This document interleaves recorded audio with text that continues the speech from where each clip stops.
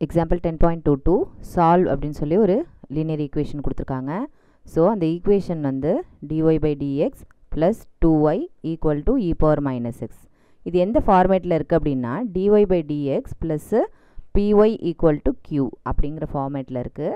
So பியோட value என்னென்னா அந்த ஈக்குவேஷனில் ஒய்யை விட்டுட்டு அதுக்கு பக்கத்தில் வேறு என்னென்ன நம்பர்ஸ் கான்ஸ்டன்ட்ஸ் எல்லாம் இருக்கோ அது எல்லாமே தான் என்னது நம்மளோட p. ஓகேவா? So p is equal to 2.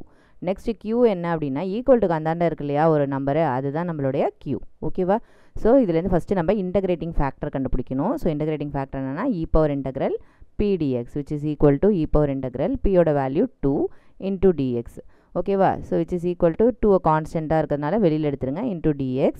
So நார்மலாக வெறும் இன்டகிரல் ஆஃப் dxனால் என்னது நம்மளுக்கு எக்ஸ். ஓகேவா? So 2 into x. Next general solution எழுதிடலாம். இந்த general solution for linear differential equation is linear differential equation is dy by dx ன்னு ஆரம்பிக்கிறதுனால நம்மளோட சொல்யூஷன் எப்படி இருக்கும் y into e power integral pdx equal to integral q e power integral pdx into dx plus c ன்னு இருக்கும். ஓகேவா?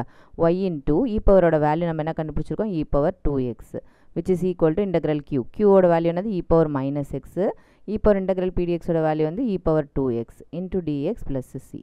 So base சேமாக இருக்குது. So பவர்ஸை ஜஸ்ட் ஆட் பண்ணுங்கள். ஸோ 2x minus xங்கிறது x. So integral of e power x dx plus c. e power x integrate பண்ணிங்கன்னா e power x. ஓகேவா? Plus c. ஸோ ரிமைனிங் என்னென்னலாம் இருக்கோ அது எல்லாத்தையும் அப்படியே எடுத்து எழுதிட வேண்டியதான் சொல்யூஷனுக்கு. So y into e power 2x equal to e power x plus c.